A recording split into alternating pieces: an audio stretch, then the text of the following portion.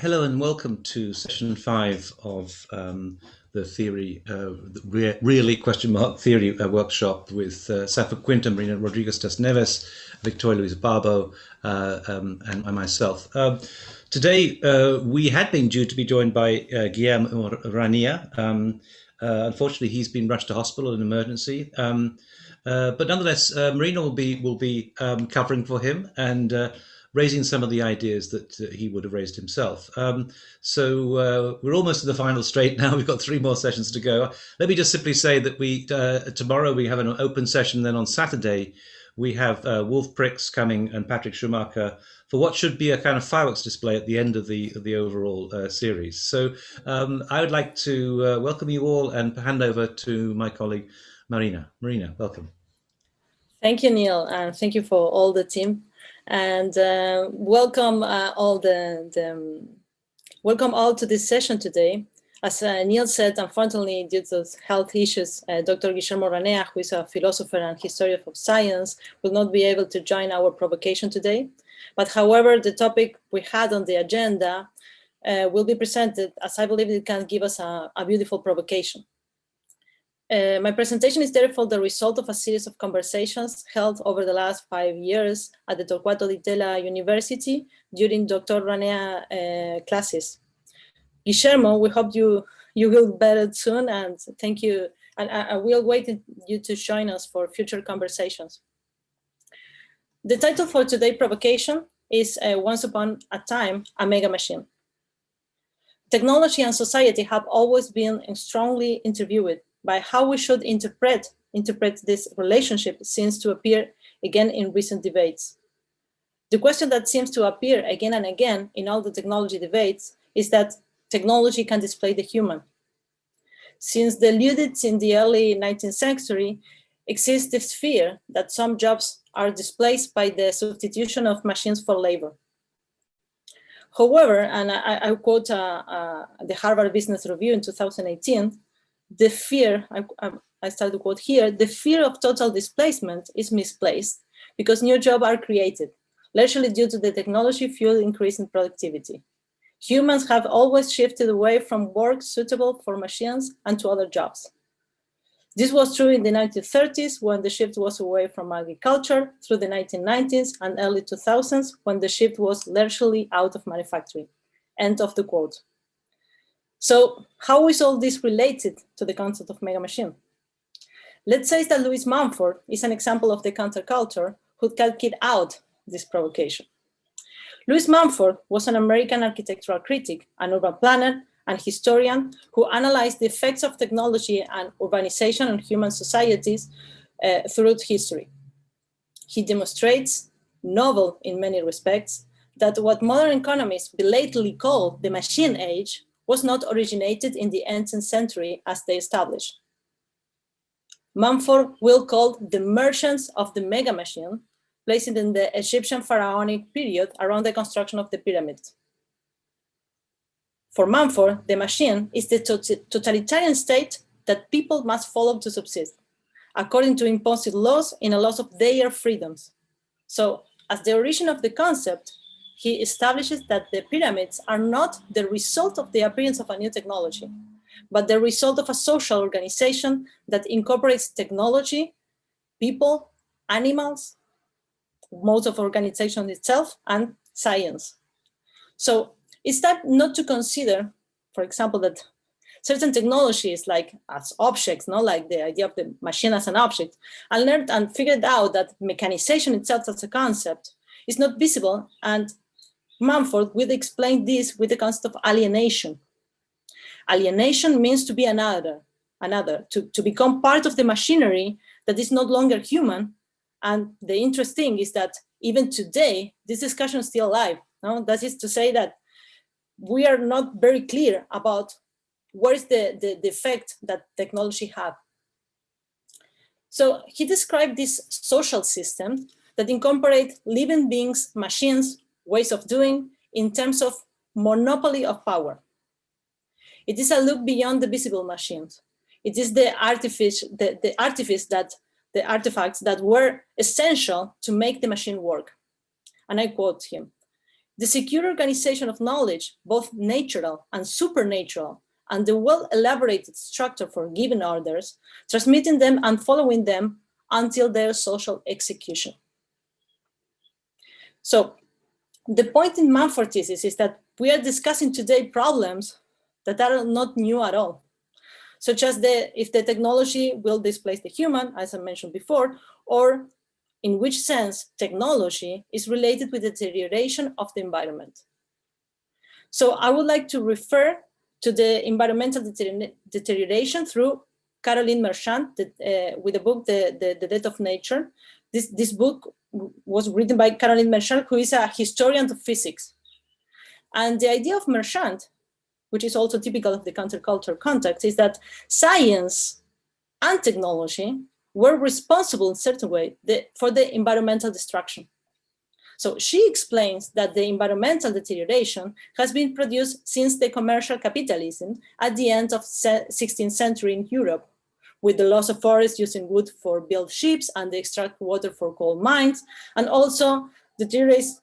And what she included, and this is the relation with Mumford in certain ways, is that this also deteriorates part of the human condition that has always been linked into nature, which is in Marchand terms, women. There is to say that that alters the vision of the female body.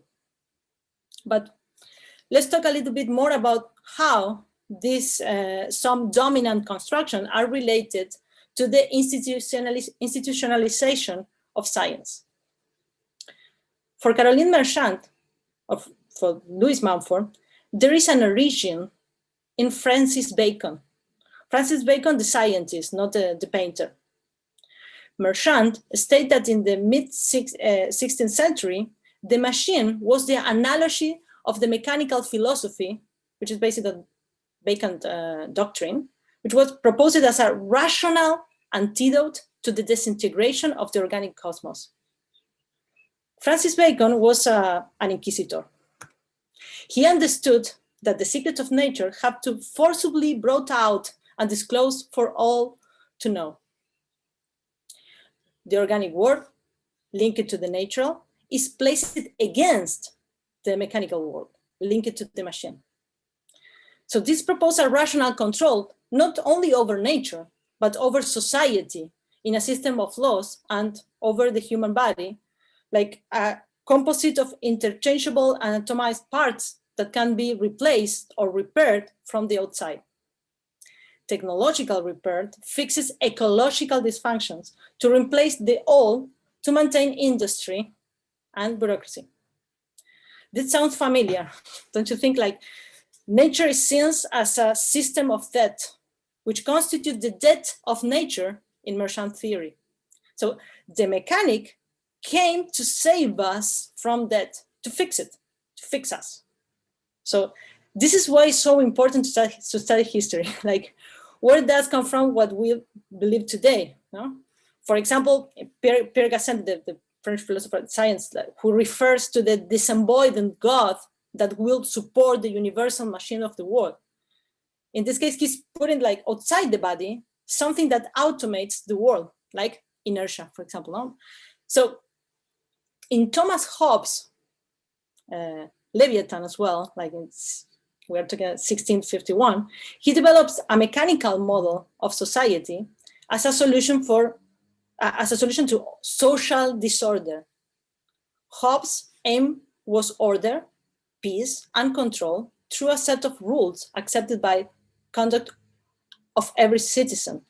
This is analogous to the rules governing the operation of a machine. A sovereign who has the power to generate these rules operates from outside the machine, like the technician does. The mechanism set forth above automates the human in an artificial life that is also entirely consistent with the description of the economic market. For example, in England, the competition for natural resources, the gold and silver mines, and the development of the metallurgical industry, which configured a state of control. So the operation of the state is what? a calculator based on the rational system of rules derived by the application of logics and deductive reasoning from a set of definitions, names and meanings, which are going to be derived from the experience that, in case of Thomas Hobbes, are a bit, which we call like the rules of nature. So this rule that would promote peace, rationality, and the civil environment necessary to maintain the conduct of business and industry and commerce and navigation, and why not arts and culture. So let's discuss a little bit about the idea of progress, which is absolutely relevant in terms of this debate between, to discuss the relationship between technology and society. There is a problem with our ideas in terms of technology, that there is the idea of novelty. This tendency to erase the past, no? To lose contact with the past, such as the idea that, that everything born with human, for example, and nothing exists before us, no? There's also the idea of progress that is part of the Christianity, no? This Christian idea of the soul that has to go to God, no? That is present in the 16th century, which is also related with the first builders, no? With architecture as well. So I would like to introduce something that I mentioned the first session that we have in the really. That is Sean Bernal, who was an Irish scientist, lecturer and instructor crystallography, who wrote about the social history of the science. And he has this essay that I mentioned the first session, that is The World, the Flesh, and the Demon, an inquiry into the future of the three enemies of the rational soul. This was written in 1929. And he talked about the world in relation with the interplanetary travel. This was the interplanetary travel was mentioned by Kepler before, but anyway, this idea that we have to run away. No, we are not going to have enough food. We need to run away. So we have to run away from the nature of sin. And he compared it as well, like the flesh in second place, with this idea of the brain connected to a machine. No, how we can avoid suffering, the suffering of the body. And the third one, which is the demon, that is the desire. No, all this is possible if the people, if we want this, no, because we can get tired of this. I explained this before. We can get tired of this, and we don't know if we are always going to. If we will always want this, no. And this is mentioned as well by Ortega said, which is really interesting, because even when technology, and let's go back to the idea of the cut with the past, no, even with technologies linked with the human context, and here now in the Sean Bernal thesis, what's happened is like it seems to exist in a present that it's self-explained, and it seems not to have context, temporal context as well. So can technology displace the human? We need to include context in the equation. The discussion internally and externally is if the novelty, the technology, will replace human life. But in the comparison between the human and the machine, there is something missing. That's the problem of the discussion, that there is always something missing, that is the context. How can we interpret a situation without an algorithm, for example? This is really important for architects, like with a practical reason, which allow us to solve a situation. This is something that I want to also mention, like something that Sophia said yesterday, that is like the post rationalization of her work. No, like it's like with the practical reason, allow us to solve a situation according to the circumstances as well. So we can solve a problem, and after going through it, we can deduce how we did it. That's why I'm related with something that Sophia said yesterday. So now that we are taking into account where our beliefs born, no, in this historical journey of what we learn in academy or in the church, maybe as well. So we need to decide which are we going to follow a divinity or whom we are going to trust, not in a certain way. So Let's go back to the Greeks. The Greeks had two ways to understand reason. And this is something that I mentioned too in the first session, that the first idea the first thing I'm going to point out is that the idea of the logos. The idea of the logos is used by Heraclitus to designate the universal laws of the world, the laws of beings, or as the Stoic called the destiny, the universal reason, or perhaps in Neoplatonism and the Christian theology in the Middle Ages, like call it logos to the creator, no? The mysterious spiritual substance, God. No? And Hegel, until Hegel, that he called logos to the concept, no? To the reason, the absolute spirit. And then we have the practical reason. The practical reason is not deductive reason. It's related with context in terms of, for example, we talk about metis. No, metis by the era of the Greek philosophy in the 5th century before Christ is like the mother of wisdoms and deep thought. So what we're discussing in certain ways, like the idea of the human being with or without a body. And this is something that we also discussing in one session that we have with Slavoj Žižek in the relationship between architecture and philosophy. And there's like the human being with or without a body, you know, in terms of virtual reality, for example. And it was mentioned also in our first session here in the workshop, in Really workshop. So AI, for example, tends to believe that we can understand the human without a body. No, we can understand it, or one school or one way to understand artificial intelligence, like it's like a set of rules. No, it's an algorithm. But this is not a new discussion. We pointed out with Greeks, no? So because there is a history, an official history, somebody called like the history of winners, I don't know, but that Greek school with Aristotle and Platon that explained that the reality has to be logical and homogeneous. And the problem with this is that we need to give a place to the chaos. No? We need to give a place to the non-linear order, to the heterogeneous, to the diverse. And now, as a not like a final point of this journey, is like I want to introduce the thought of Henri Bergson, the one who says that the concept kills the reality because it stops it. When the reality is pure flow, it is a flow that can neither be computerized nor measured. It is the sensation of duration, the one that is when nothing happens. This is, in a way, like a reaction to rationalism. No, the human condition cannot be linked to the nature of things because there is something in our life. There is something in our life, in our human reality, that does not compare with anything, and there is like existence precedes essence.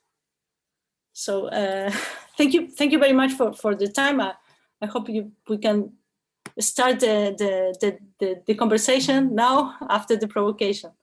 Thank you for the time. Thanks, Marina. That was very beautifully put, and extremely well, very clearly put. I have a tendency to always be a kind of there's a kind of Oedipal thing in me to always kind of murder the father or mother or whatever it is and challenge things. So I will probably take a contrary view just simply to maintain the kind of the debate as such.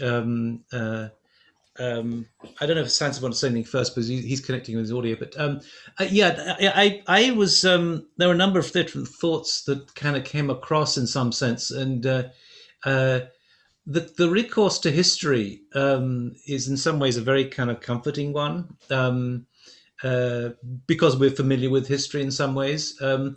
I just wanted to kind of throw out something to say, well, maybe this notion, and I think it's a pervasive notion that somehow that we live in a world, it's a Christian one, we live in a world where paradise has been lost. I want to just kind of challenge that in itself. And it was, I think in a sense, it was when we were talking about the ecology and about the natural environment, all these and indigenous populations and so on, all that thing, which of course is a very beautiful notion. But I think just to say, take from a kind of Canadian point of view, let's say, for example, the idea that there was a moment in the past when there was this paradise, when we were kind of at one with the world. I would argue, when was that moment? When was that moment when we stepped outside of let's say when we were all free, when there wasn't any kind of racial bias, when there wasn't any gender bias and so on.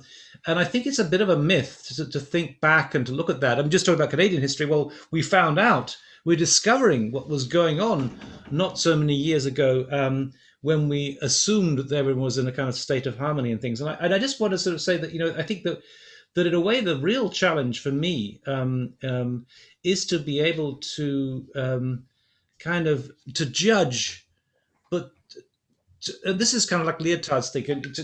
I find him, of all the people that we in let's say a book like Rethinking Architecture is really useful. Everybody's critical about the present, right? Everyone's critical about the present and saying we can no longer do this, we can't do this, and so on. And I think maybe Frederick James is the one person in Rethinking Architecture who holds that up. But the one philosopher that I really think is kind of crucial in some ways is Lyotard, because he kind of keeps open the need to judge, but to judge within an ever-existing framework. And as our society is mutating and changing, and certain devices are coming onto our cultural horizon, it seems to me really important to be able to be alert to the different sensibilities that are emerging, and not to have recourse to simply what we know from the past and judge it on the basis of that, as though the present is always inevitably going to be inferior to the past. When I was a kid, the winters were more snowy, and God knows what else, the ice creams were better, and so on. Well, I don't think that's the case, and I think we have to be kind of more alert to these different things. So, anyway, I would just want to throw up this idea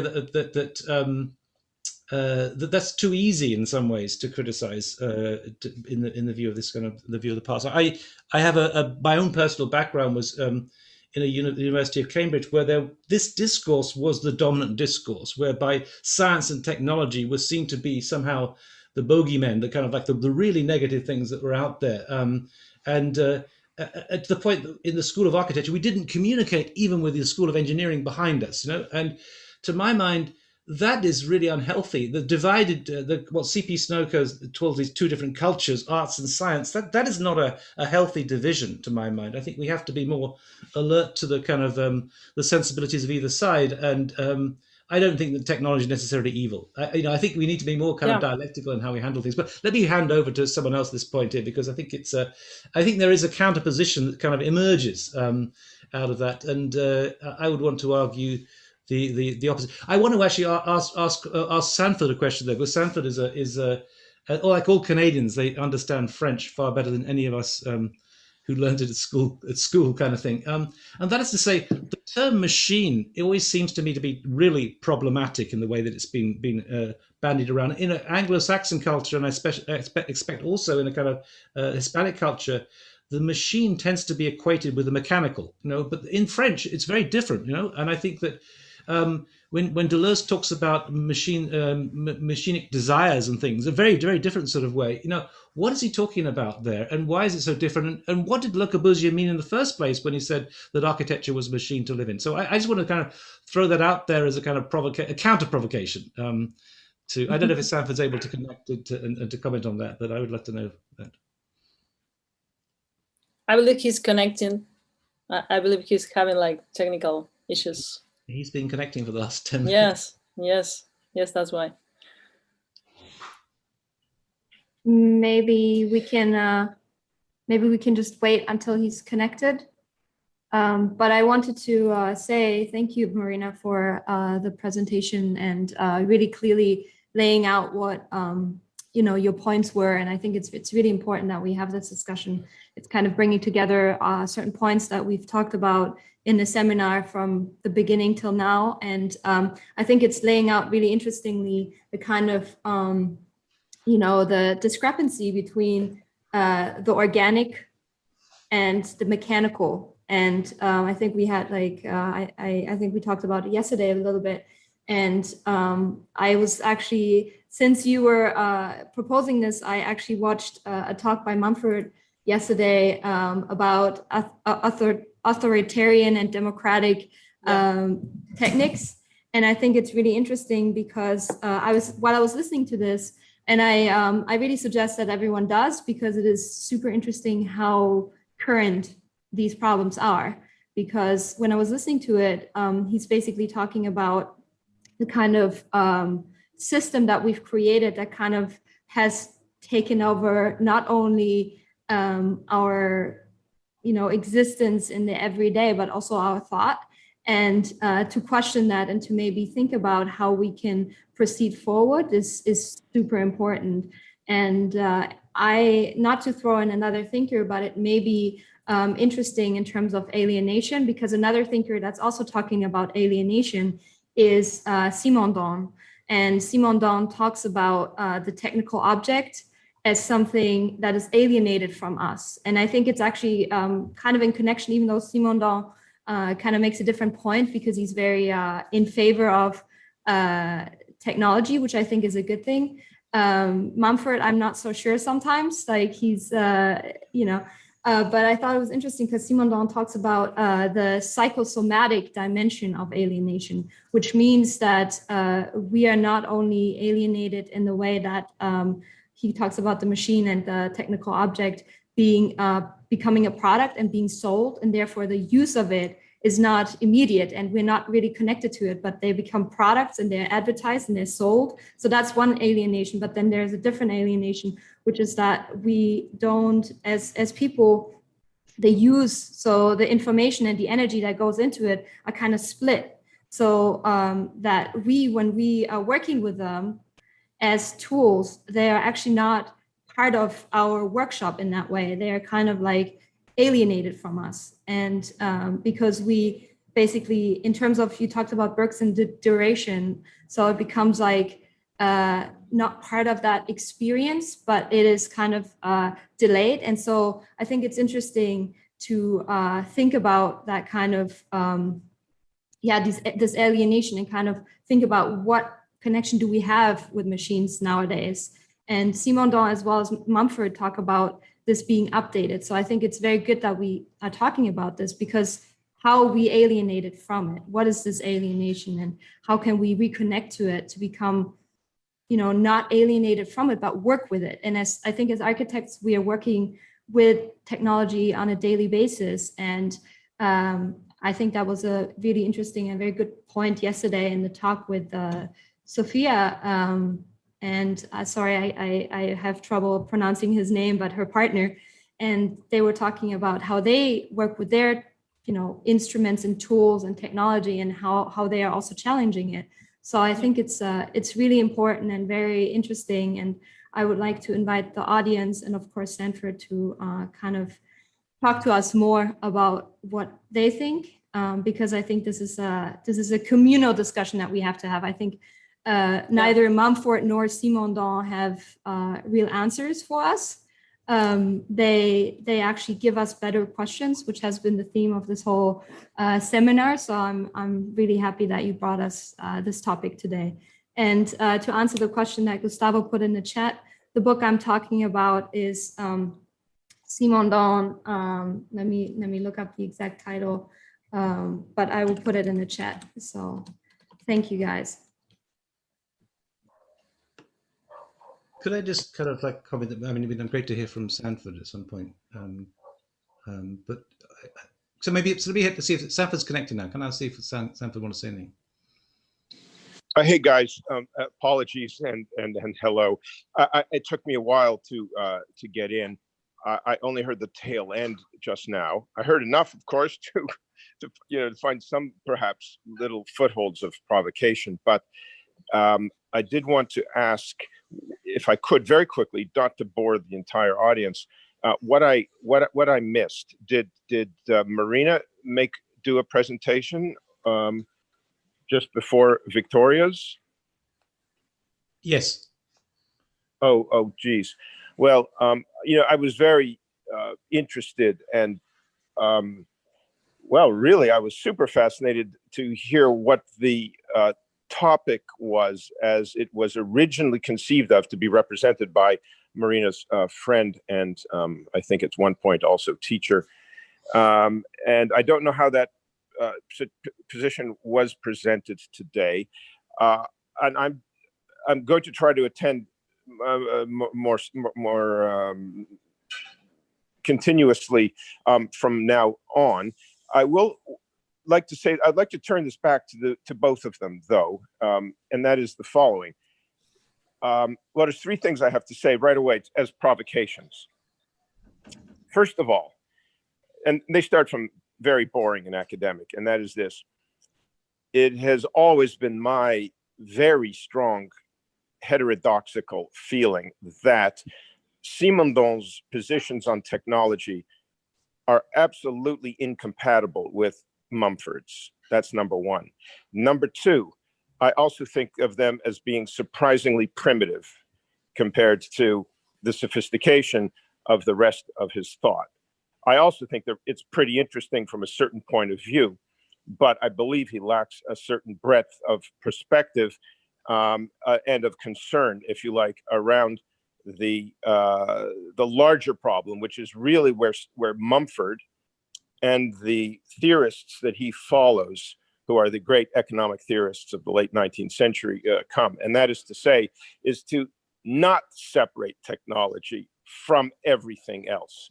And it is precisely in understanding how the technical dynamo in which we live is the world itself, in which we colors everything, shapes everything, deforms everything, and so on and so forth. He had other terms for it.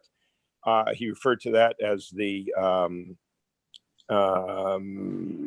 megamachine, which, writing back in 1938, was a more immediately graspable principle than it is today, because we've overused the word machine now, and it has become much more strongly connected to an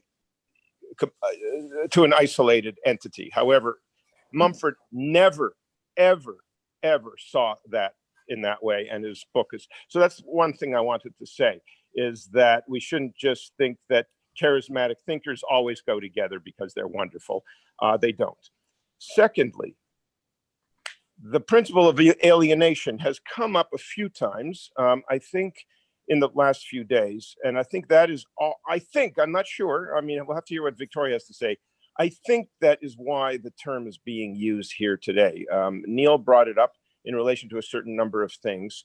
And that's number one I want to say, is that alienation is a complicated word because, at least for me, and I'm not 100% sure this is true, but I'm close to 75% sure that it's true, it is essentially a Marxian term.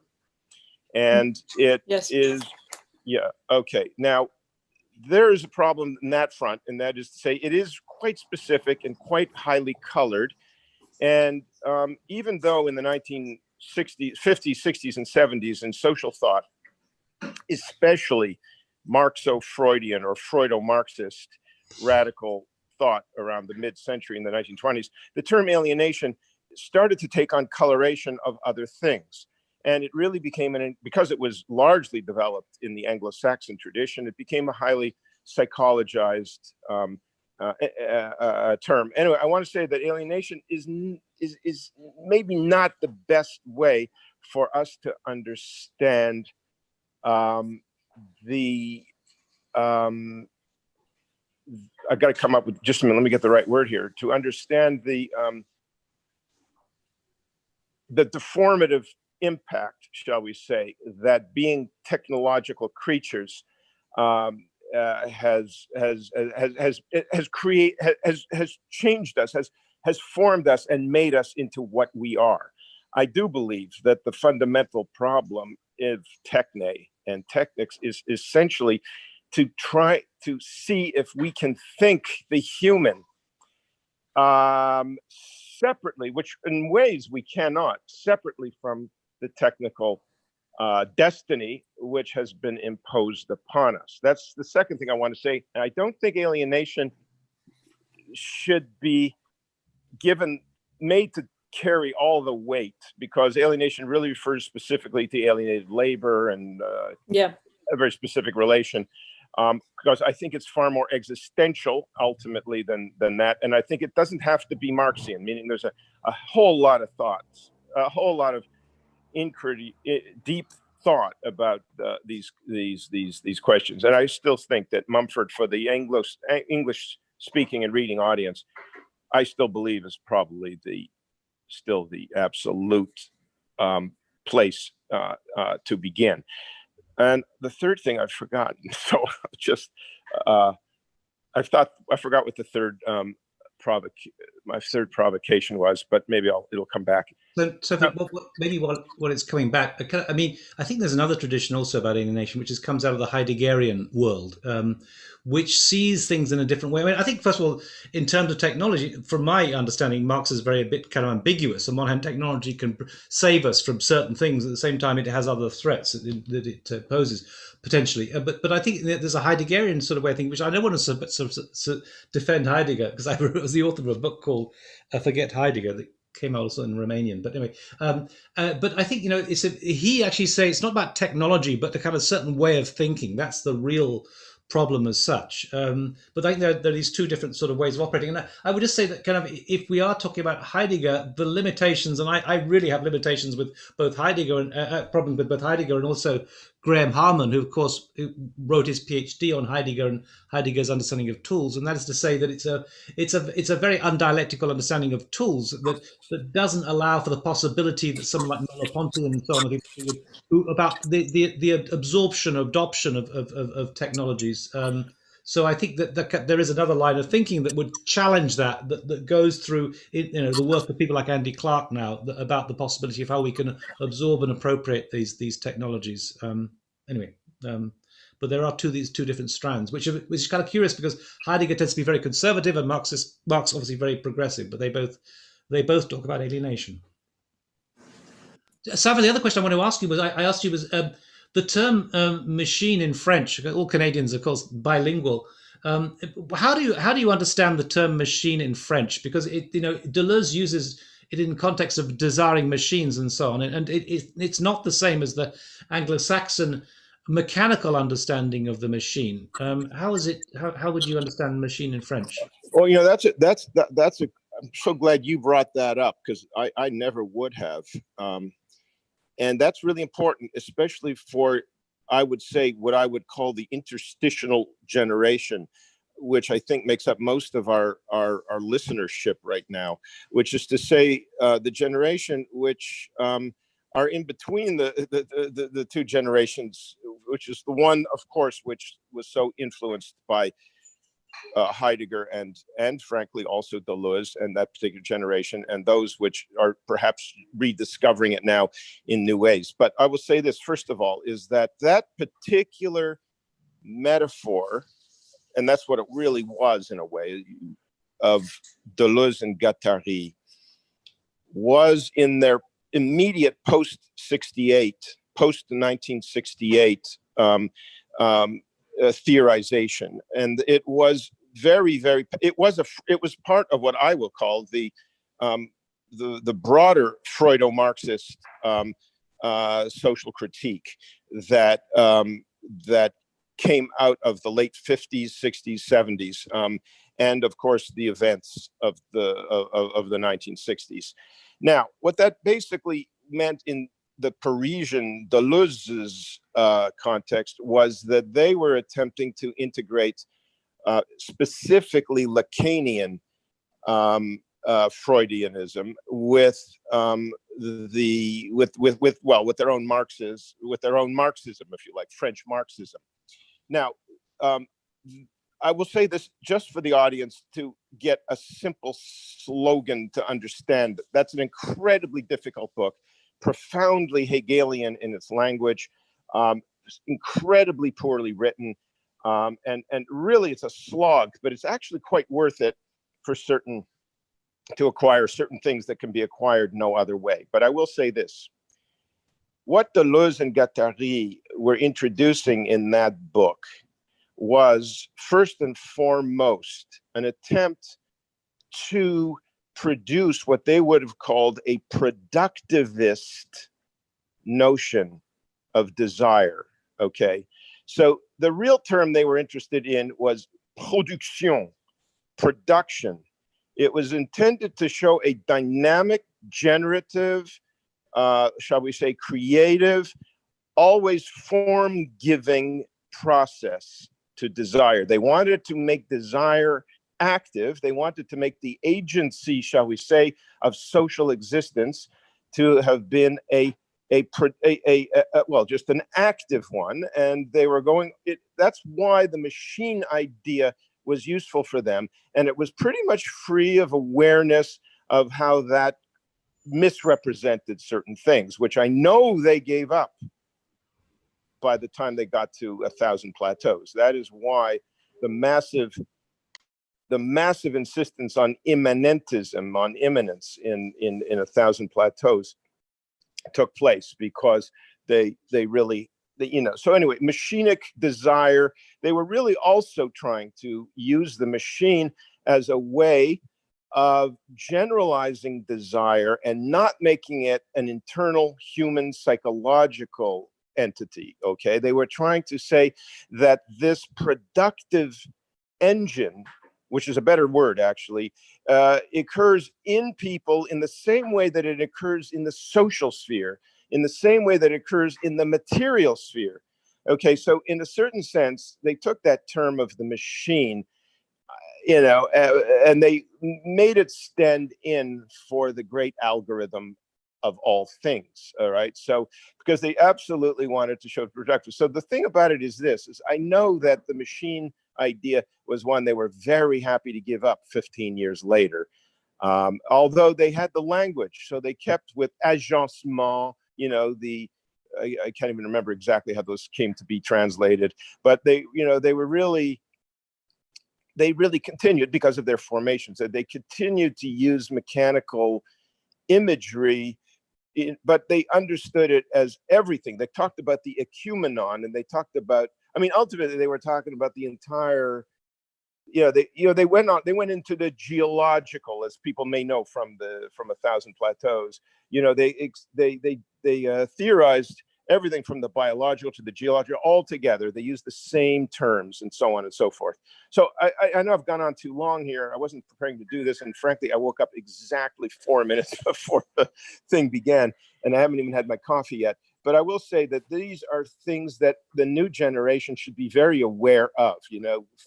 Deleuze was no god as such, and the languages that they use should not today be adopted simply uncritically, because a lot of history's gone by, not only to transform those things, but also we know even things they didn't know, which is essentially how much bias of all different types gets smuggled in the languages, and that the orientations, Deleuze was so interested in dismantling the rational machinic organizational principles of society, and so insistent on finding ways of producing heterodoxic smoothnesses and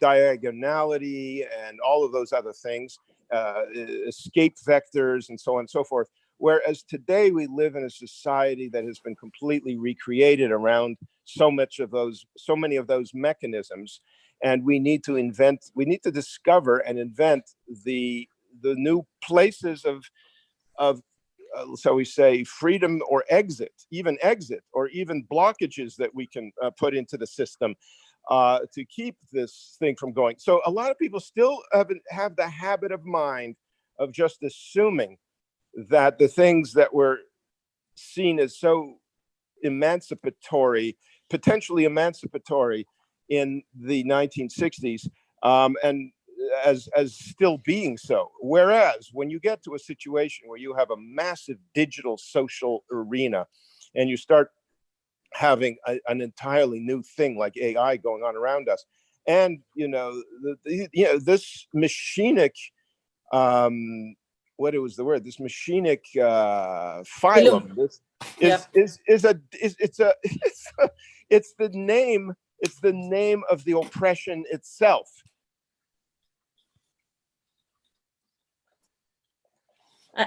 Sanford, hi. I have a question for you to continue with the provocation, because one of my provocations here, I didn't take part, just to be clear, no, I just tried to find like a different point of view to a problem, but I'm not taking part. I mean, I'm trying to continue with the provocation itself, no, by itself. And one of my provocation was like, and it could be a question for you. What is the role that for you plays context in the equation, in the relationship between humans and machines? No, because I believe that this is something. Could I ask you to repeat that? I'm sorry, I missed a couple of words. Could you just repeat that question again? Yes. What is the role of context in the debates between if the humans will be replaced by machines, for example, or in the relationship between society and technology? Why do you think that context is always missing? And do you think that this can play like this can play an important role in the discussion? Well, well, first of all, that's an interesting question, because I don't know exactly where you're coming from on that. I mean, is it because I talk about context too much? Is that why you asked it? No. I'm just because you've been late, but one of my provocation was that. One of my provocation for today's session is like that context is always missing in this discussion, or is usually missing in this discussion. So what I was trying to address is like, as a provocation, why we are not talking about context when we are when we have this kind of debates, and what is the role of context? Not only like, I mean, temporal context as well, because I talk about history, for example, and the idea of the immediate present, like we are always in the present, like a kind of cat with the past. Marina, so, yeah, I couldn't have spoken from my gut and my heart and changed a single word in what you said. I 100% agree. I find it almost exasperatingly difficult to say what you just said and actually get people to understand what it is that I'm trying to say when I say that.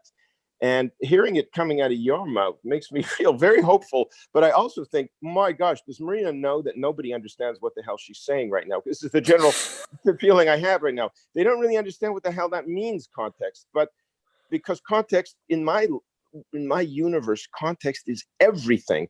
And what is so important about the whining on about context these days is context, unbeknownst to most people, unperceived by most people, was the most important, oh my God, I'm having trouble with words today. It was the most important loss. I can't find the better word. There's a much better word. Yeah. It's the most important devastation that took place when we took on a digital ecology. It was the first thing that went. Now, it went on many levels. There's economic theories about it, where they talk about the absence of what they used to call intermediation, et cetera, et cetera. Context is everything. That's all I can say, is context is everything. And I'll probably die trying to find ways to better communicate that. But at the same time, I will also say is that every analysis, I can't think of a single analysis that can dispense with this. Every analysis must begin as an analysis of context. Only there, really, it's, now look, okay, that reminded me, I mean, I hope I'm not, listen, I'm losing it here in a way, because I'm trying to help you guys stay on the topic, and I'm not even totally sure what the topic is yet. The third provocation that I had, maybe you'll find it interesting, is this. As I was listening to what I caught of Victoria's presentation, I realized that, you know, there's no doubt that everyone understands that there must be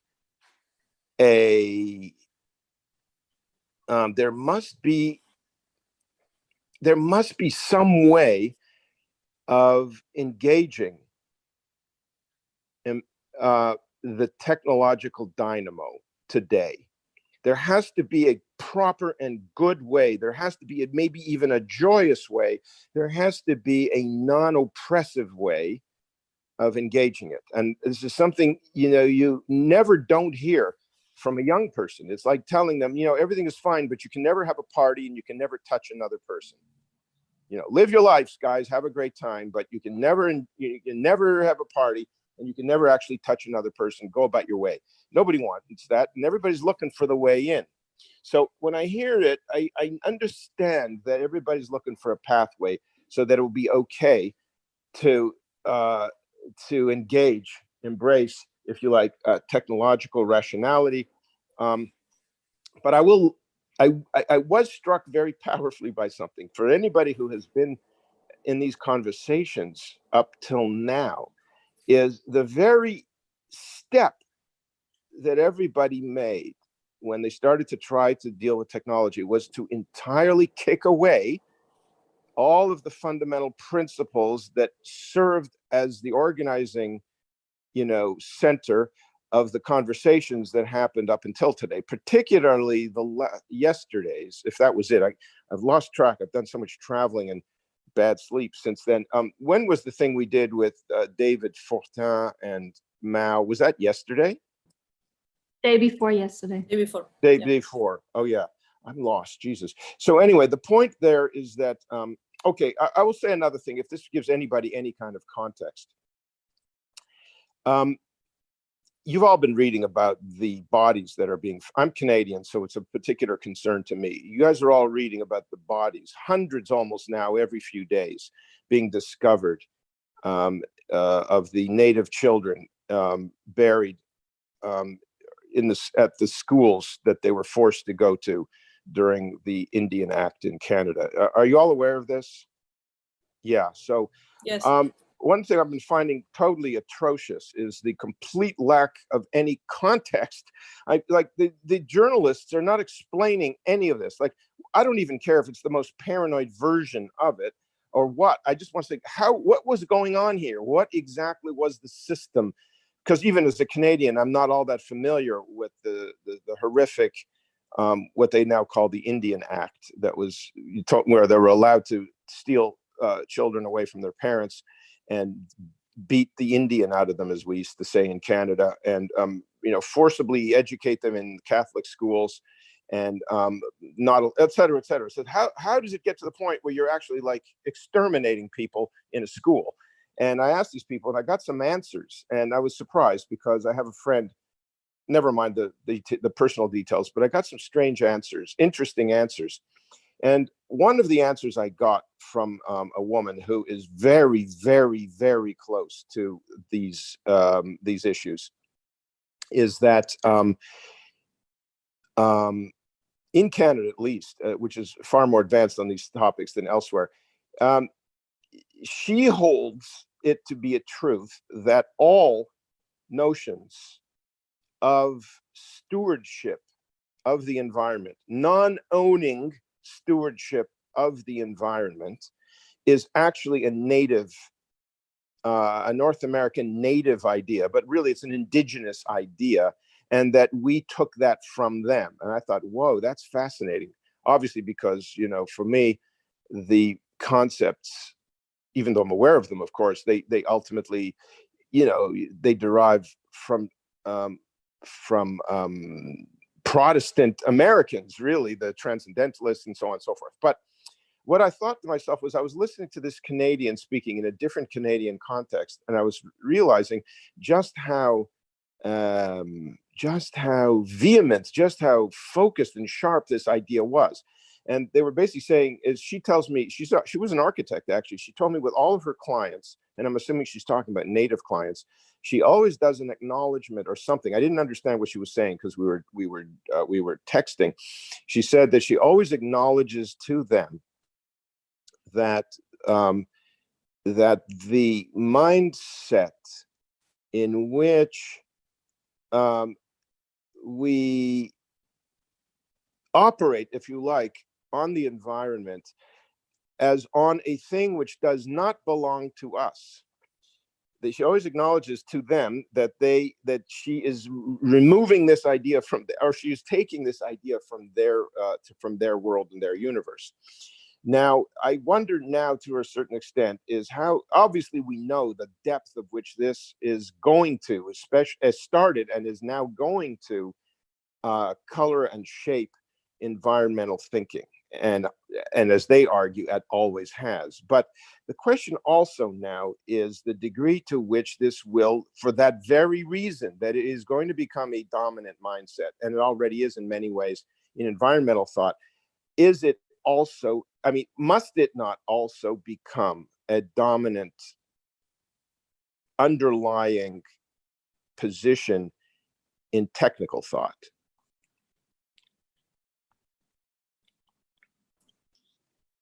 I think that's, yeah, go back. sorry, Sanford, finish your thought.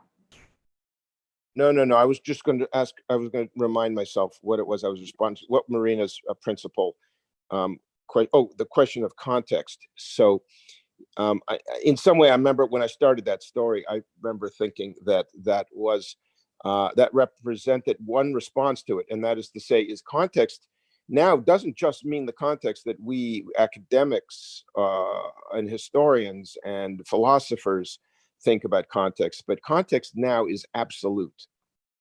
Context now is absolute. And even in Mumford's era, now, by the way, I've written about Mumford many times, but so long ago that nobody living here, and certainly in this context today, knows about it. But the principal point I used to make in any time I would write or lecture about Mumford was because at the end of his incredible book on technics, after delineating the three great stages and the three great worldviews that correspond to the three great stages of Western technics, he invokes the emergence or the appearance at the very limits at the horizon of a fourth stage. And he invokes somewhere like on page 520, the imminent, at that time in the 30s, imminent appearance of what he refers to as biotechnics. And we also know of the emergence of all of the different forms of biopower, which came up, in relation to Foucault's initial proposal. But the implication, and it's one I took seriously to heart, is that the technical context in which we live in the 20th century, despite the belief that the digital is non-biotechnical, is actually, we do live in a biotechnical era. And until that context, as I said, is analyzed and understood, it really strikes me as being fundamentally premature to allow oneself an immediate, self-conscious engagement with all of the so-called new tools. I'm going to leave that phrase as is because I hear so many young architects referring to it. And also giving in, I will say, in an ultimately complacent way, because it's new and it's also difficult. Often it's difficult, which also makes it much more prestigious. I think that it's the unself-consciousness, the inability, if you like, to do like a land acknowledgement, the way they do everywhere in New Zealand and in Canada, and increasingly now in the United States, to do an acknowledgement of just what it is that is about to be executed in their work. Nobody really feels, and I don't mean they should feel guilty about it. They should just be a little bit, they should demonstrate a little more worldly intelligence about it. That's what I've got to say for today. I mean, for now.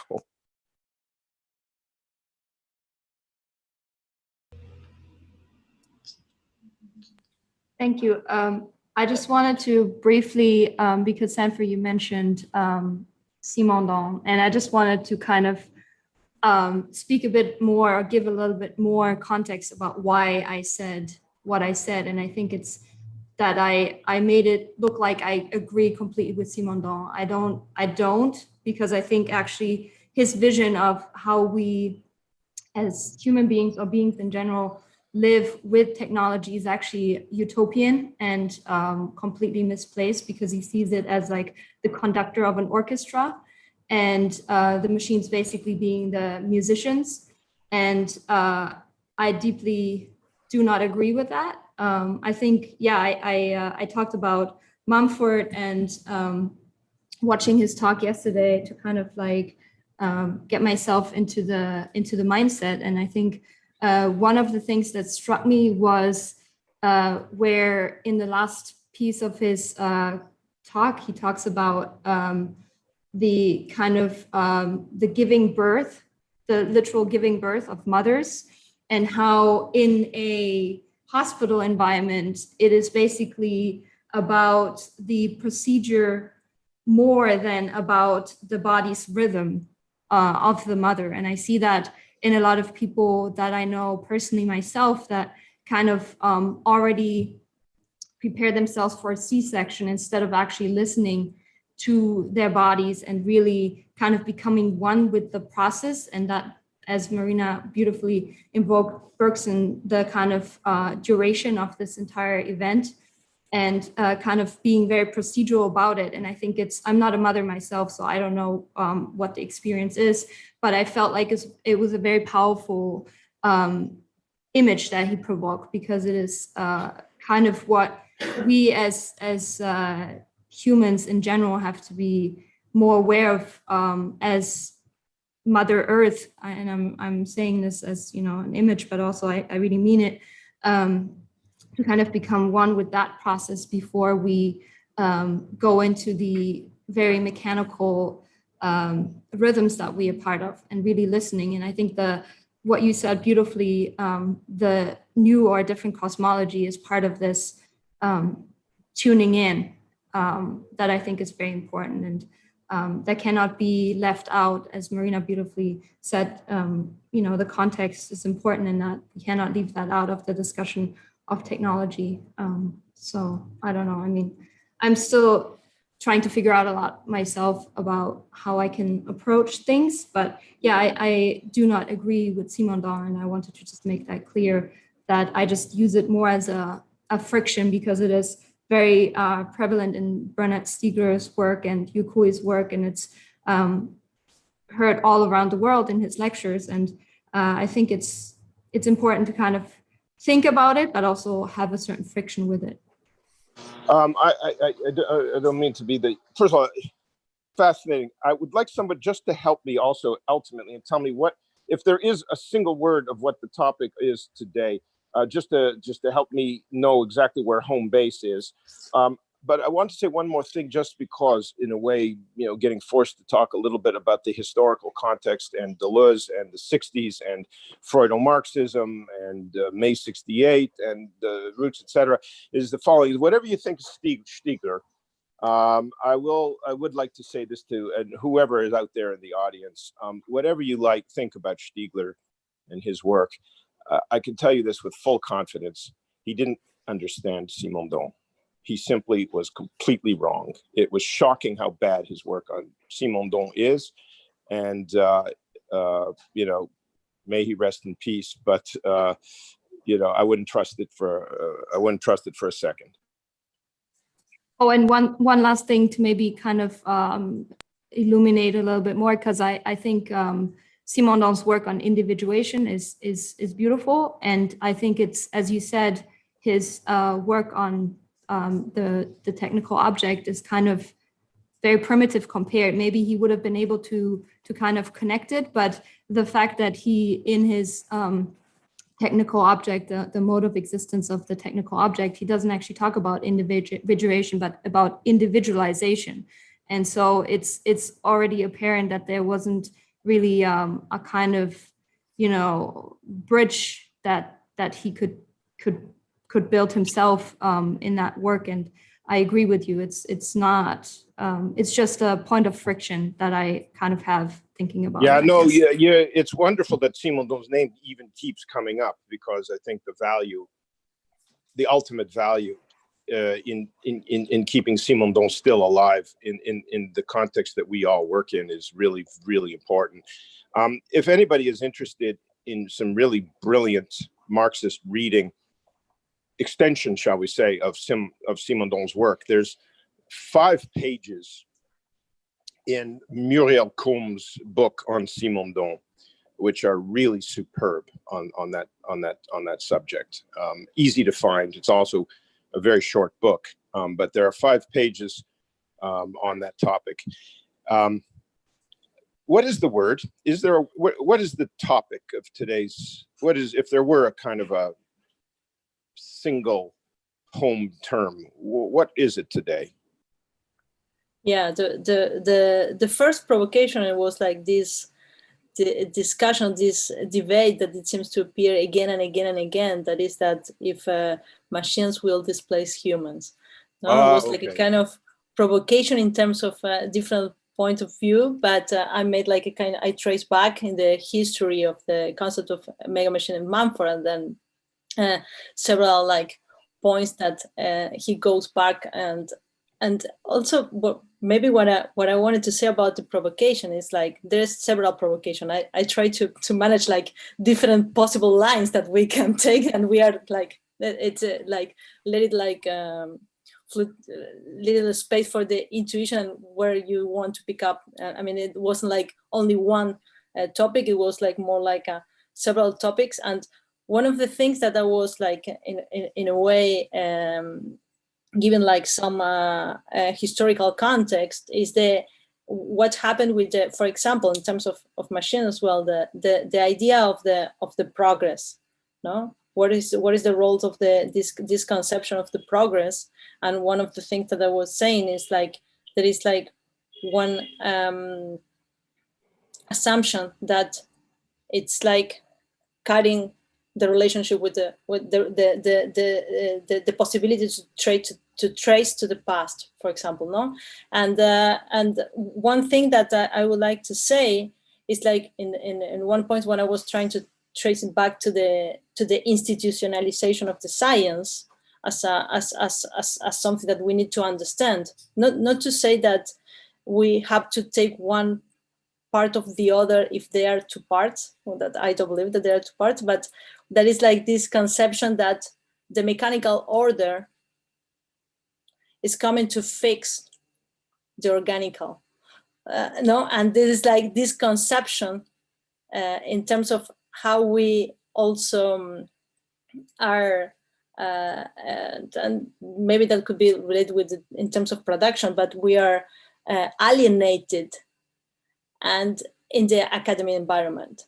And this is a discussion that we are having in terms of, not only in terms of theory, also in terms of practical reasoning, no? And there is like this idea that there is like a superior order, like a set of rules or algorithm that can, in a way, be more important for us that the definition of the practice itself. So there is like, but not to say that you need to say that one thing is more important than the other. No, just to say that there are 2 parts that we need to consider. And one thing that I'm saying this because I believe that this is related with architectural practice. I mean, with architectural education, in terms that it seems to be two world fighting, no? And I believe that technology can help us to connect these kind of things, because in a way there is connecting like how we, in my case, architects, no, or engineers. Like, I mean, I believe that it's a little bit silly to believe that there are 2 worlds, no? That the worlds of the technical approach and the worlds of the theoretical approach or the philosophical concepts, and they cannot be together, no? So in a way, if we only see one part of the equation, we are always losing something. So there is like this. I have like this kind of exchange with Zizek in terms of, I was saying like, okay, if the virtual world is better than the real world, are we killing our own existence? And he said like, yes, because this is the human condition. That's what he said, no? And I was thinking like, I don't know. I mean, because finally, I mean, I work in construction, for example. I need a body, and I need to solve problem in the moment, and I don't have the algorithm to solve this problem. I need to solve the problem in the moment, you know. And then I solved something that appeared. I don't know where to put the brick, for example, just something super pragmatic, no? And then I learn from the experience, and then I can use it again. So I can, like, in a way, like post-rationalize what I did, no? And this can become like a part of a rule for future actions. But in a way, what I'm saying is like part of the alienation, from my point of view, that is not exactly the point of view of Mumford, that it was like super precise in terms of a period of time in history, and the idea of the Cold War and the fight of the one of the other. They were both sides believes in the machine.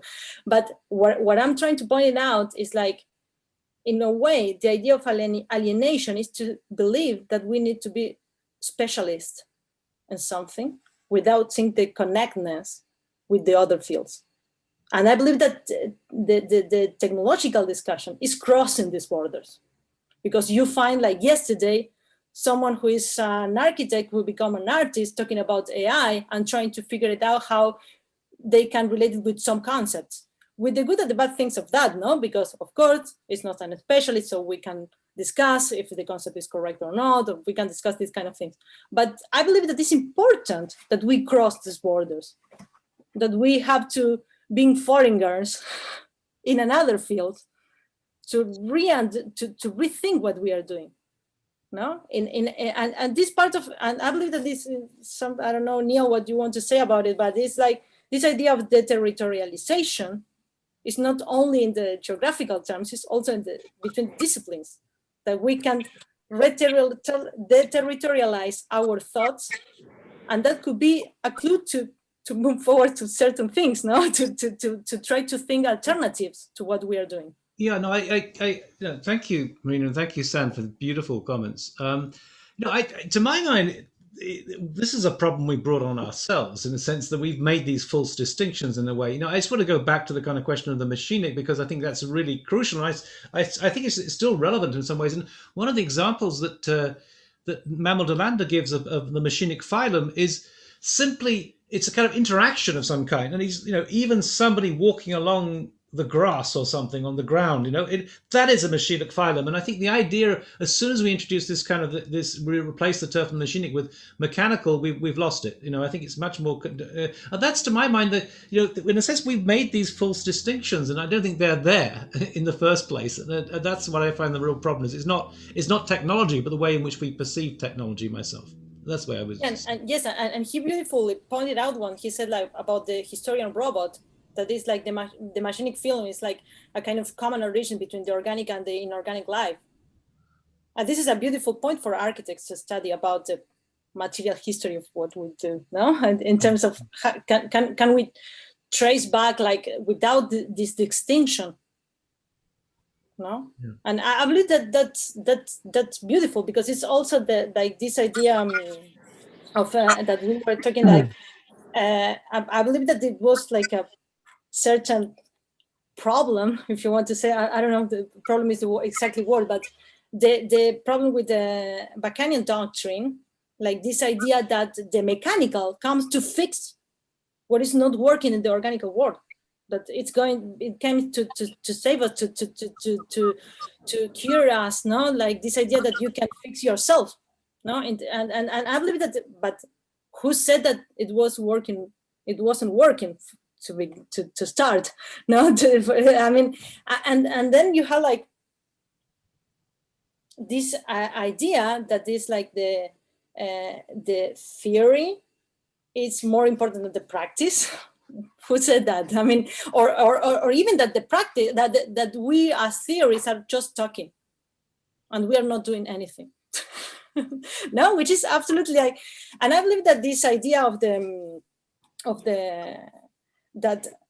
of context is also related with that, with theory, in terms that, and we can trace it back to the Vienna cycle, not like the positive logic that a theory is just acceptable by independently of the context. No? And I think that all these things that we were building through the history, if we can trace back, I mean, we as architects are building, but we have the possibility to, I don't want to sound like to refer to certain things, but we can deconstruct some things that we build as well. So that's why I believe that history is important, not a history to say like, okay, this is the truth. No, at all, the contrary. To try to build something together, understanding all the different points of view or the different, logics that were working together, and that most of the things that we are discussing are not really new. It's something that's always astounded me in my experience teaching in architecture schools. Meaning I wasn't educated in the architecture schools, but I began teaching in them fairly early on. Though before that, I used to teach art, and in an era when the art and technology nexus was a very important one. It was important for two reasons, partly because there only 10 or 15 years before, there was a very important art and technology movement. And secondly, because there were massive transformations happening in the art world during the time when I was doing that teaching, which were primarily associated with the advent of photography and the camera. And that was exploding the image itself, the mechanically manufactured image, was having a profound effect, which you cannot see today. You can't see it by looking back, or rather you could, but only through the analytics of context analysis. But it was very important and very traumatic change that was happening then. And that determined why teaching art in those years was so oriented toward incorporating, if you like, a general understanding of technical history. Now, the reason I was saying this is because in architecture schools, it always amazed me just how little awareness or attention was ever paid to history of technology. And except in simply just to report the facts of what made possible, air circulatory dynamics, cantilevers, and other things and so forth. None of that is of any interest, because those don't really reach the dynamo, shall we say. They don't really reach the wider technological impetus, if you like, that organizes the whole system. Simply looks at these things as individual assets or features that are contributed to the toolbox, and the toolbox is not where it happens. It happens way before that. So in the times when I would say that is something that now I'm also amazed at how over the last 15 years, more like the last 8 or 9 years, how many lectures by brilliant young officers I've attended in which the naivety on this particular topic is so rampant that you really feel that any gesture on their part to have informed themselves about what is revealed in studying the history of technology would have transformed everything that they were presenting so proudly and in a way so innocently. So I have to say, if I were to say anything, is that this is a simple remedy. It's a simple remedy, but it's very, very violent what happens when you begin to study the history of technology, because certain things rise to the surface which really challenge everything we entertain in our minds. I'll give you an example. Well, this is just a stupid example, but a young philosopher wrote to me about 2 weeks ago, showing me an invitation that they had received to participate in a panel discussing exactly this problem, technology, and the name of all the other panelists, and asked me, what do you think I should expect? And I couldn't help it, but I said, I'll tell you what you can expect. A whole bunch of people will rely on their own historical experience, and they'll express a number of opinions and think that they're legitimate because they have what they consider to be a historical experience of culture, design, and technology. And they will shoot from the hip, and you will hear nothing but a bunch of self-reinforcing platitudes. And no one will either prepare because they won't feel the need to prepare, or they won't be aware that there is something to prepare. I just said that it was arrogant. It was a typical dismissive, nasty, sneering, but I couldn't help myself. Also because it was true. It had to be true because that's all you ever see. Now, it doesn't mean that nobody's interested in it. You know, we know both of you, Victoria and Marina, have made, immense efforts in this area, though history of technology. I want to remind you all in a way. Okay, so Neil's an example of a guy, for example, right now, who has not necessarily, who's got, because if you look at his past, the Albertian thing, the Renaissance, etc., whose interest in AI, you could say, could be framed by the Albertian context. In a certain sense, you could say it's a neo-Albertianism that he is unconsciously attempting to reconstruct for the new era. Now, before I let him, machete my legs off, I just want to say that one of the real issues that always strikes me as interesting and important here is to pay attention to what all of the great historians of technology, especially those that are dealing with these emerging crises. And the example I'm going to give right now is of Lynn White. I don't know how many of you know Lynn White. I imagine that Victoria might know Lynn White, but Lynn White was one of the greatest historians of technology of the last 50, 70 years. He was an American professor, and he was an expert, especially in medieval technology. But all history of technology reveals the same thing from a philosophical point of view.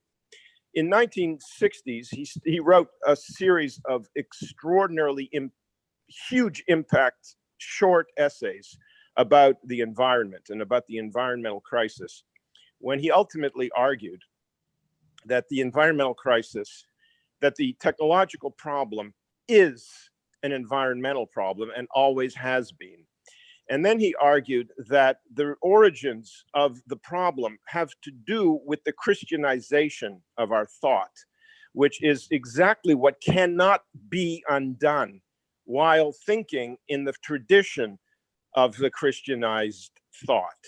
Now, I mean, I can name you a lot of historians because I used to teach this stuff, and I found the gems, out there. And by the way, Heidegger, frankly, I have to admit, is one of them. Heidegger is one of the gems in this history, as much as I hate to admit it.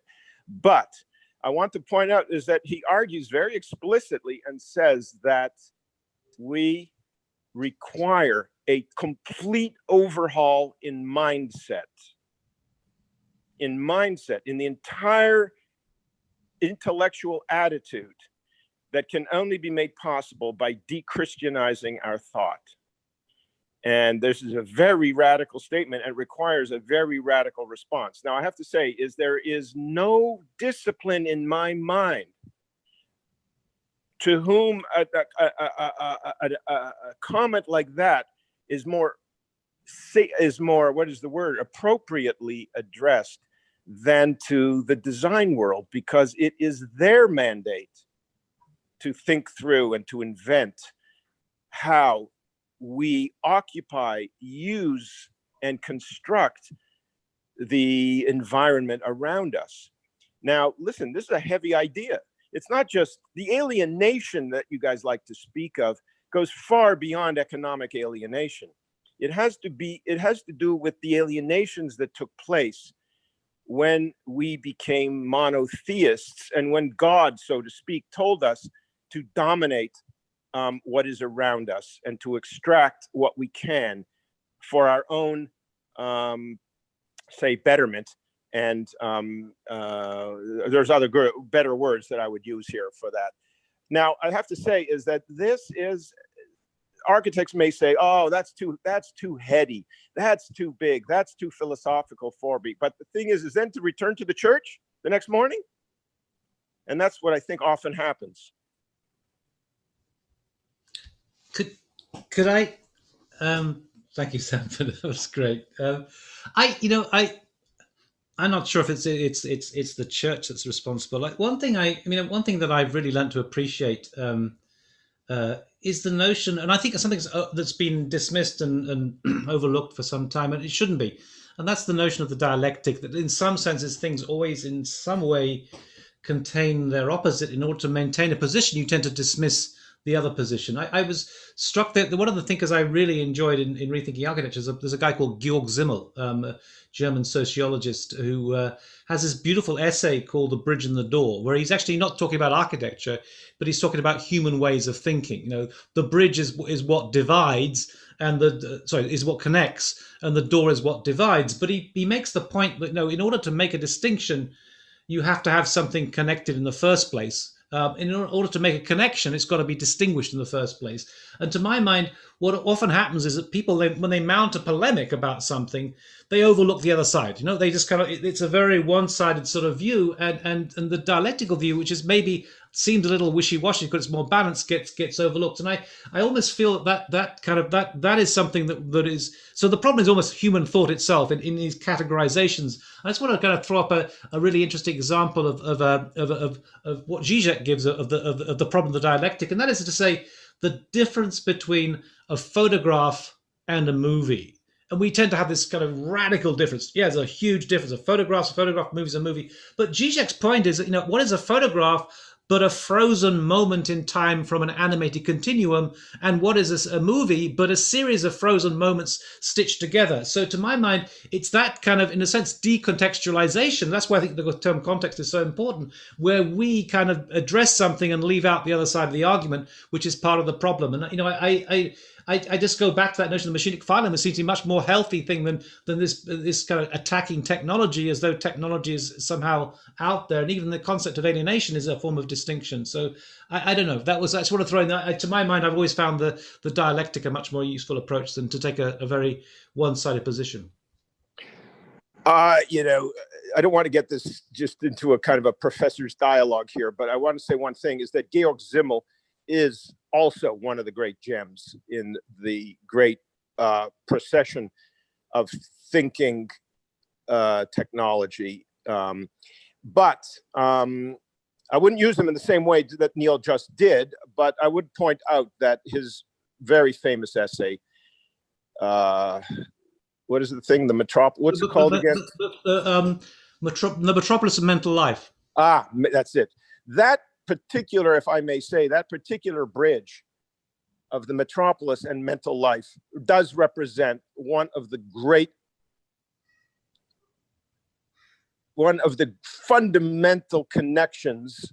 You'll find this in different ways in all of the great thinkers of technology, but it's a very important formulation because the idea that behavior and character, because he was really exploring the production of character, of urban character, everything from clothing to expression, to demeanor, to motion, how you use your body, and so on and so forth. The connection of mental life, that's to say the entire shaping of the existential, sentimental, spiritual sphere by the broader technological apparatus, which we have to say was the city. And that's the point also, is that he established the city as essentially a technical apparatus, and he established the mind and everything associated with mind as an intimate, connected part of it all.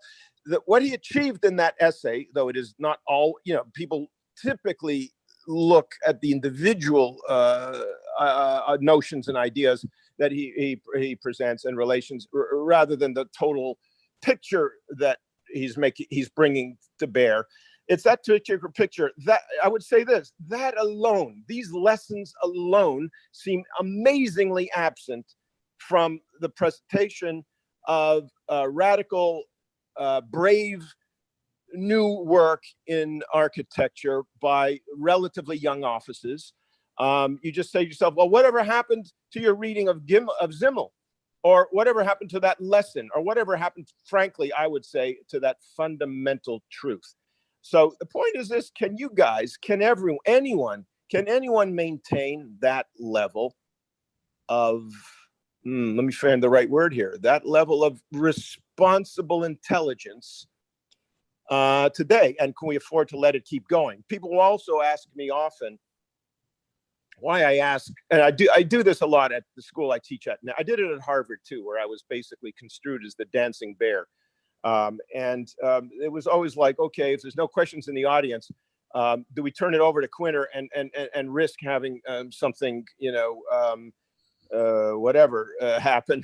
And the point is, I knew that was my job. And when I do it, especially now at Pratt, because they're always bringing in young officers, people say, oh my God, you should, whoa, I can't believe you did that. Come on, why you really put them on the spot. I don't mean to do that. I really mean to ask the question publicly. It's just because I always sit in the audience and I say, are we just going to let this keep going on?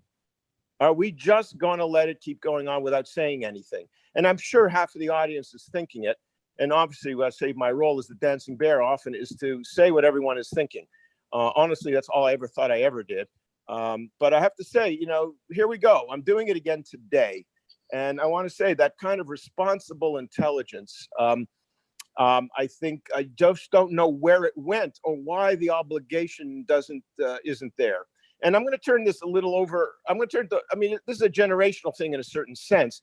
First of all, because I think that many of the younger generation can claim that their teachers did not impose that on them. And I think that's 100% true. I become increasingly concerned at the way in which a certain generation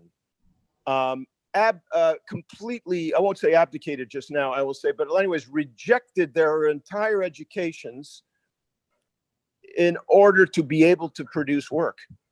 And Frank, that generation, they're in their early 50s now, basically 45 to 52 or something like that. Those generation are the dominant teachers, I think, today in the schools. And I have to say, very many of them, massacred their own educations and are transmitting the damage to their students. And I think it's a troubling thing in a way.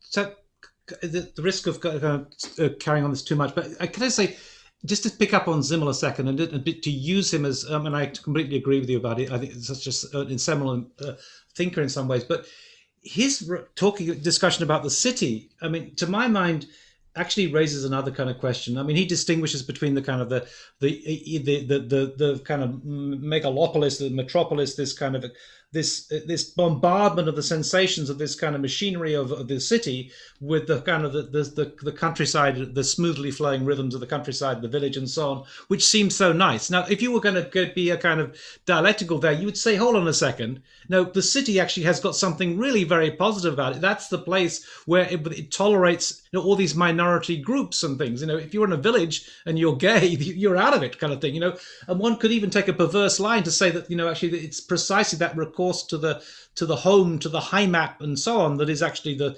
fascistic side of things. And maybe we have a false dichotomy going on there. But let me just throw that out there. But you are 100% true.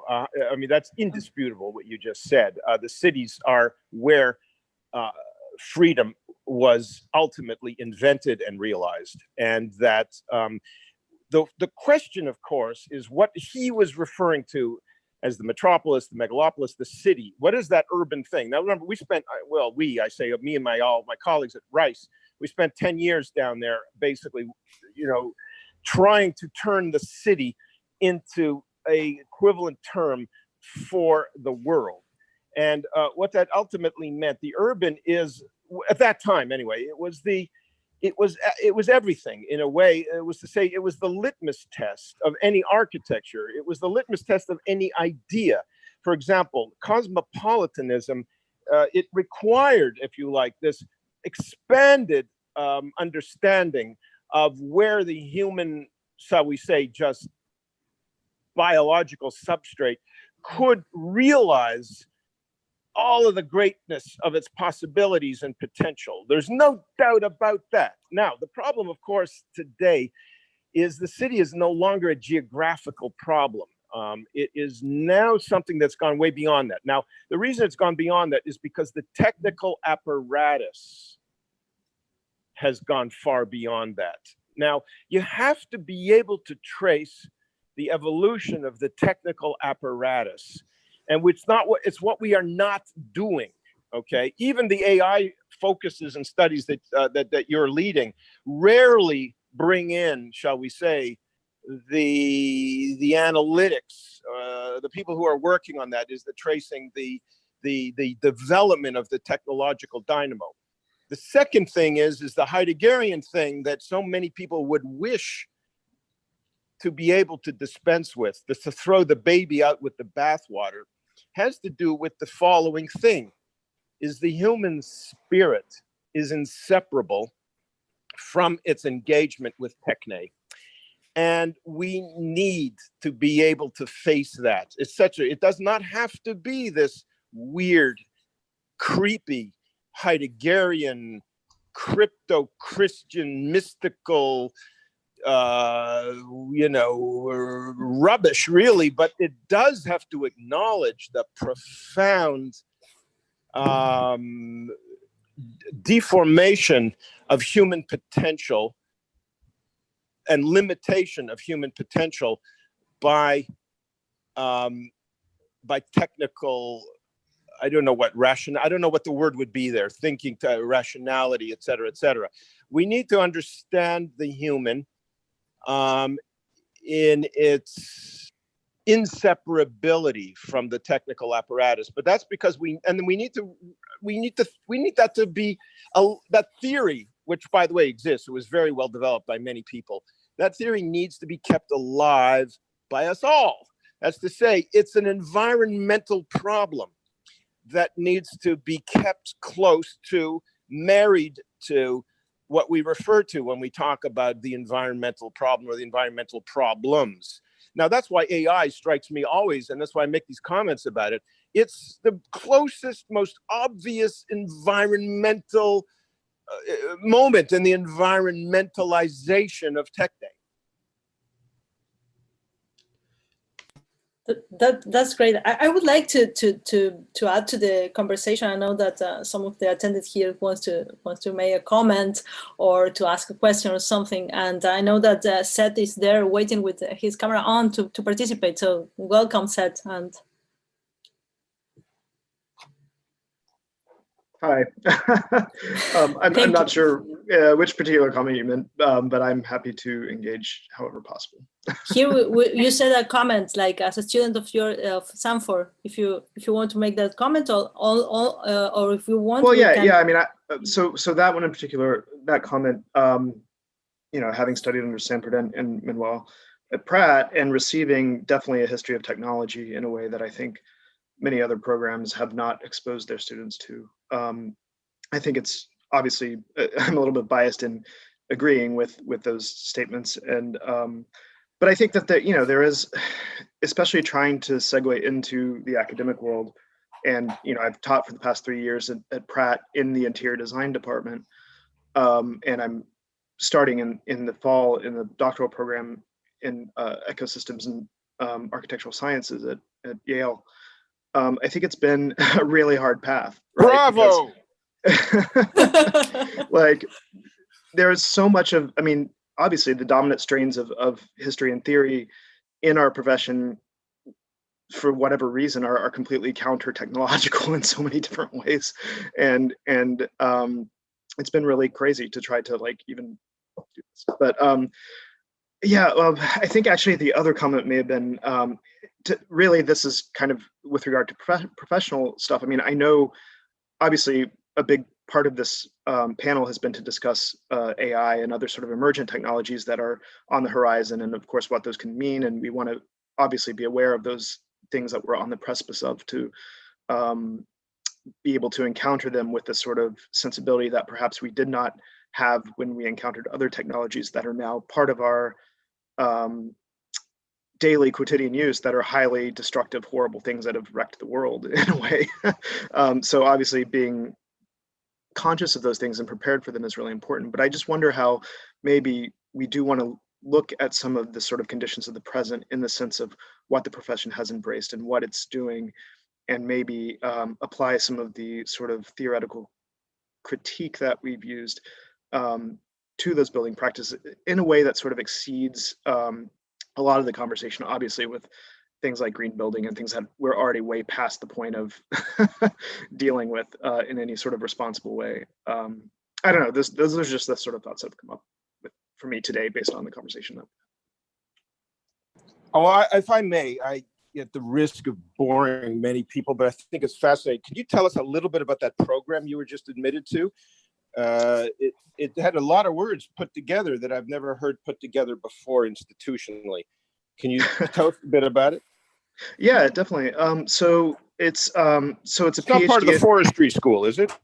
Well, I will be working with the School of the Environment, which used to be the forestry school, quite a bit. I would say a lot of my classes are going to be through them, and it's definitely I mean, with Yale, at least what I've been presented with so far, there's a lot of emphasis on interdisciplinarity in terms of the doctoral programs.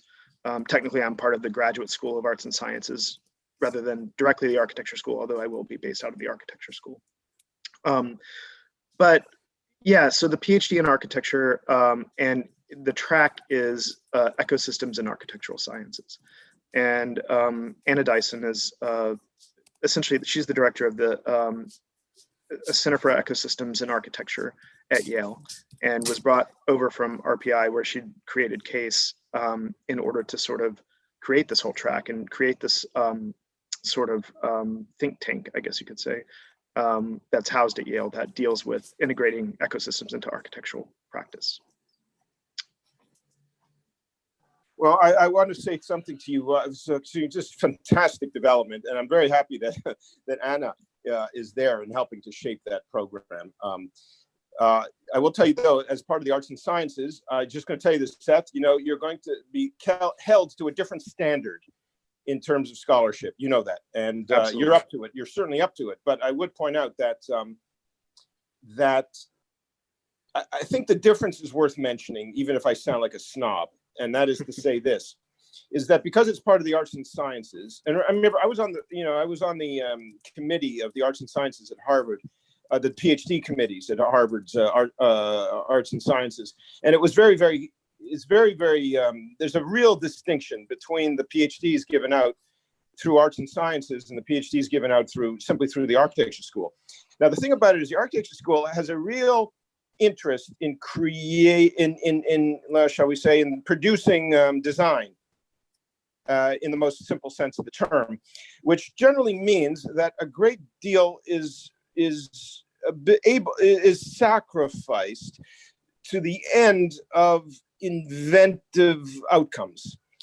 And that means that a lot of conceptual and shall we say even general rigor, intellectual rigor, is often a lot of buffer is included in order to bias it toward the present to the types of projects that can be generated in the arts and sciences. You really will master the knowledge.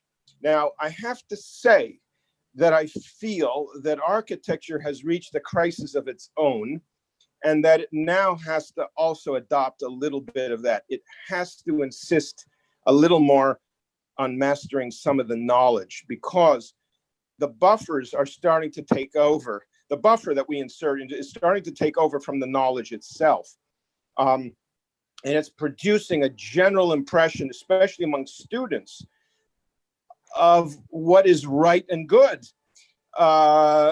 In terms of methodology and in terms of outcome. And it's creating, I think, a problem. I don't know how Marina and Victoria feel about this now, because I think they're either teaching or they're transitioning to teaching, and they still remember being students, and, they're connected with their teachers. I just wonder how y'all feel about that. Now, Seth, you're going to have a very different experience. I can tell you that right now. than the one that you were perhaps trained to expect if you were doing a doctorate simply in architecture. Yeah, I would like to listen to Victorian experience and also to say a little bit more about my experience. But I believe it's better to leave a little bit of time space to Ximena, who wants to participate in the conversation. So, welcome, Ximena. Thank you for being here. Hello, thank you.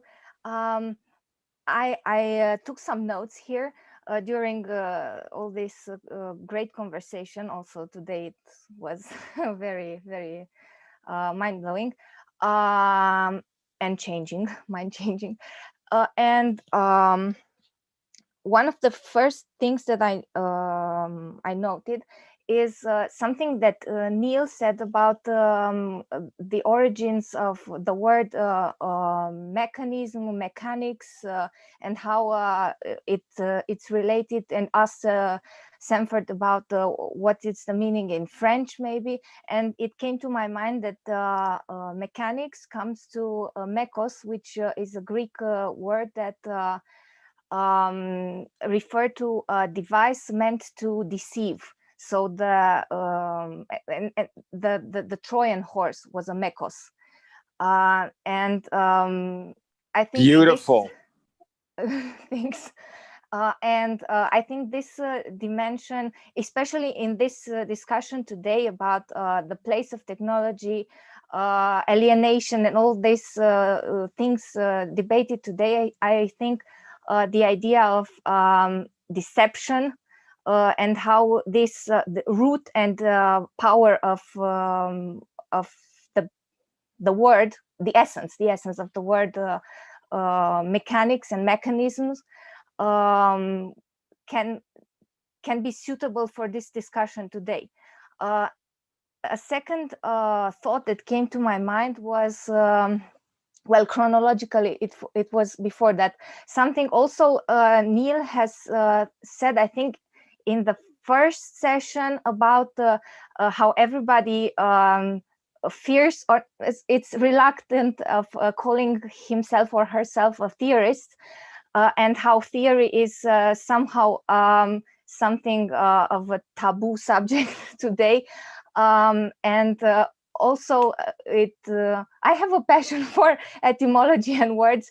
You can know that by now. And how theory comes from theoria, which means contemplation.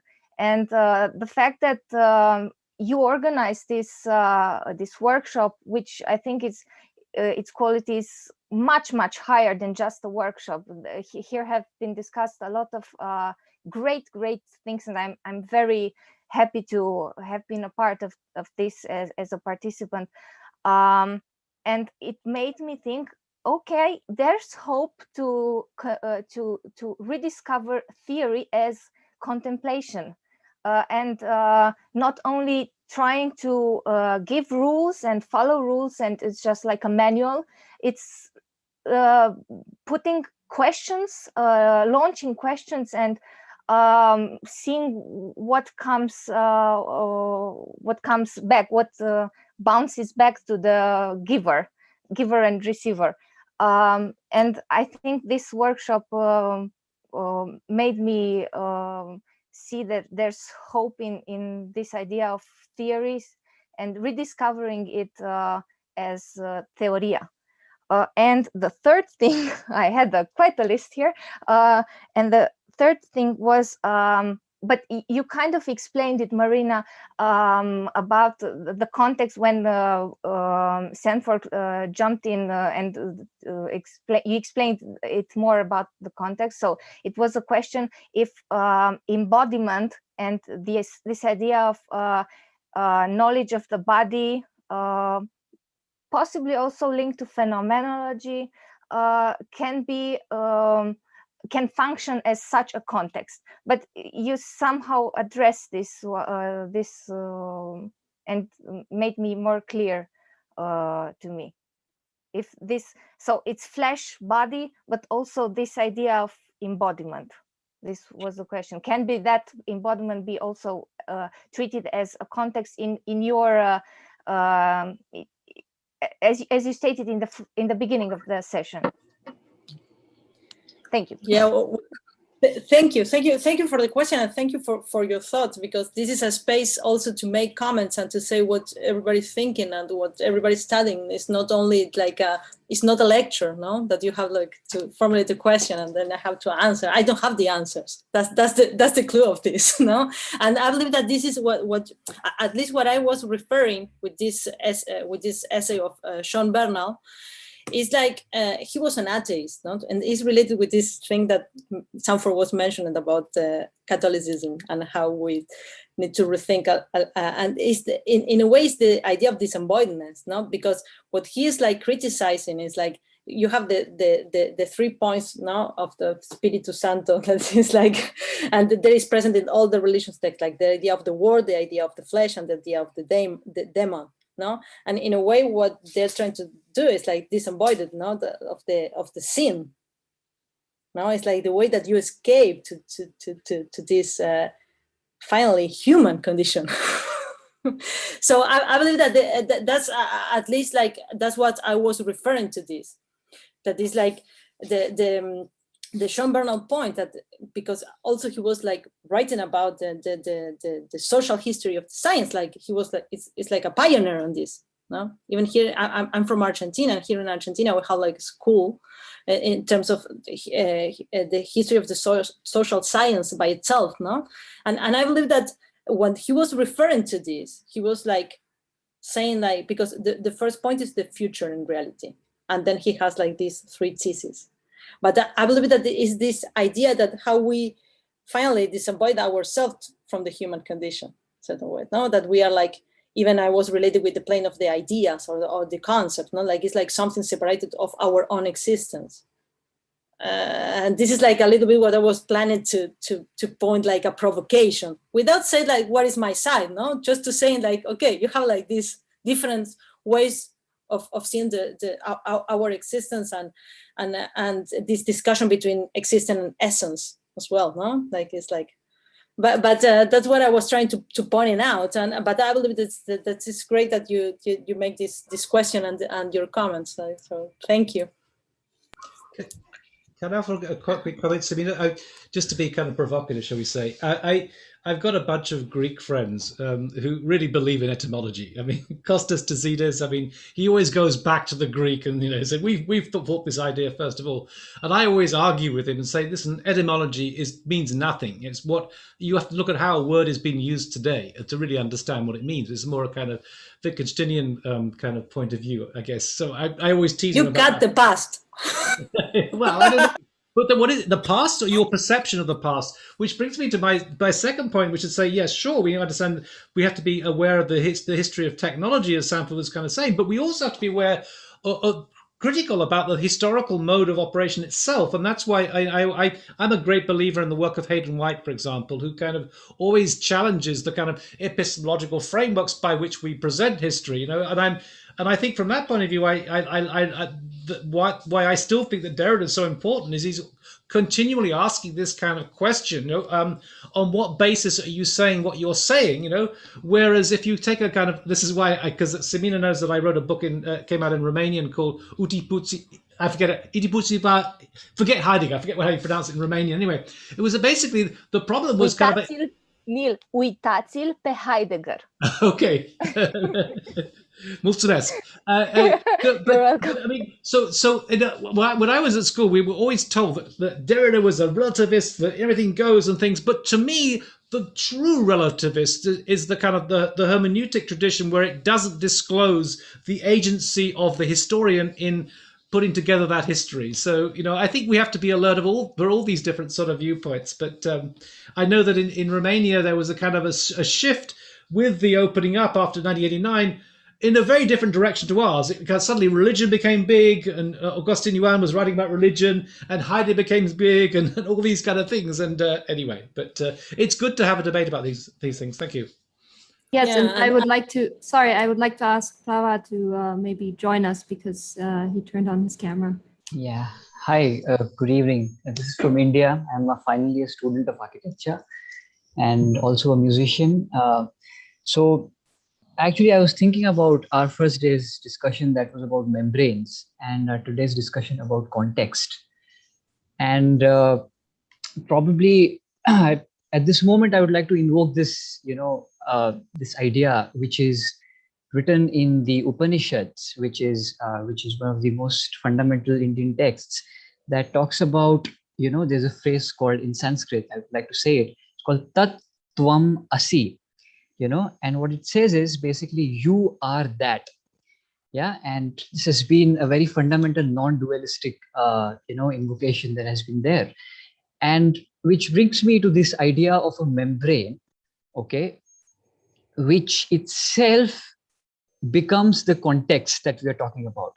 So it's not either you or the external that remains the context, but perhaps the membrane itself is the context which perhaps, we become ignorant towards.